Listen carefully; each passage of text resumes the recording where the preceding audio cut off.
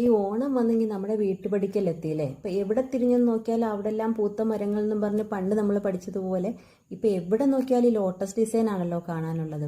ഈ ഓണവും ലോട്ടസും തമ്മിലുള്ള ബന്ധം എന്താണെന്ന് എനിക്കറിയില്ല കേട്ടോ. അറിയാവുന്നവരൊന്ന് കമൻറ്റ് ചെയ്തേക്കണേ. അപ്പോൾ ഇത് നമുക്ക് വീട്ടിൽ തന്നെ നമ്മുടെ ഡ്രസ്സിൽ തന്നെ നമുക്ക് ഡിസൈൻ ചെയ്യാം. ഇപ്പോൾ ഇത് നമുക്ക് വന്നൊരു ഓർഡറാണ്. 4 വയസ്സുള്ള കുട്ടിക്ക് വേണ്ടിയിട്ടുള്ള പട്ടുപാട ഉടുപ്പാണ്.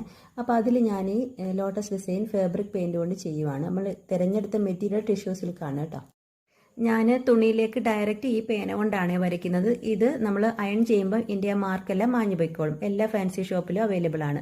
അപ്പോൾ ഞാൻ സ്റ്റിച്ച് ചെയ്തതിന് ശേഷമാണ് കേട്ടോ പെയിൻറ് ചെയ്യാൻ പോകുന്നത്. അപ്പോൾ ആദ്യം ആ പെയിൻറ് ചെയ്യേണ്ട ഭാഗത്ത് സ്കേർട്ടാണ് തുടങ്ങുന്നത്. ഭാഗത്തെല്ലാം ഞാൻ റിങ് ഇട്ടിട്ട് നന്നായി ടൈറ്റ് ചെയ്തു. അടിയിലൊരു പേപ്പർ വിരിച്ചു. ഞാൻ എടുത്തിരിക്കുന്ന പെയിൻറ്റുകൾ pink, dark red, green, white, yellow ഇത്രയും ഷെയ്ഡുകളാണ് എടുത്തത്. പിന്നെ എൻ്റെ കയ്യിലുള്ള കുറച്ച് ബ്രഷ്, പിന്നെ ഒരു പഴയ പാത്രത്തിൽ കുറച്ച് വെള്ളം ബ്രഷ് കഴുകാൻ വേണ്ടിയിട്ട്, പിന്നെ ഒരു കോട്ടൺ തുണിയുണ്ട്. ബ്രഷ് എനിക്ക് കഴുകിയിട്ട് ഇങ്ങനെ തുണിയിൽ മുക്കി അതിൻ്റെ ആ വെള്ളം നനവ് മാറ്റിയിട്ടാണ് ഞാൻ പെയിൻറ് ചെയ്യുന്നത്.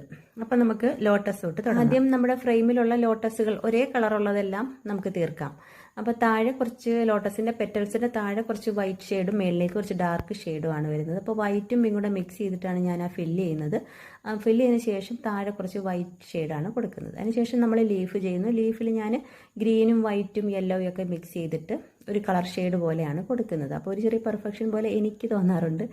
പിന്നെ അതിനുശേഷം ഞാൻ എൻ്റെ സ്റ്റെമ്മും കാര്യങ്ങളും ഒക്കെ വരച്ചു. ഇത് ഉണങ്ങിയതിന് ശേഷം നമുക്ക് അടുത്ത പോർഷൻ വരയ്ക്കാൻ പറ്റും കേട്ടോ. കുറച്ച് ടൈം എടുക്കും. അപ്പോൾ ഇത് ഉണങ്ങിയതിന് ശേഷം നമുക്ക് അടുത്ത പോർഷൻ വരയ്ക്കാം.